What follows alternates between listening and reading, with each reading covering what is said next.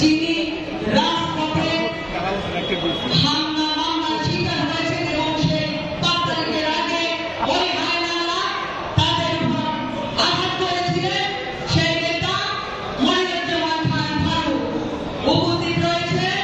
আর এক নেতা যিনি জেল খেটেছেন, সেই নেতা সংগ্রামী সদস্য সচিব জনাব জিয়াউদ্দিন শিকদার জিয়া উপস্থিত রয়েছে।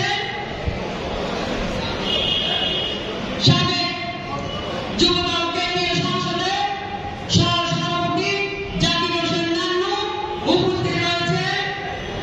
মহানগর বিএনপির সাবেক কমিটির সদস্যবৃন্দ উপস্থিত রয়েছেন।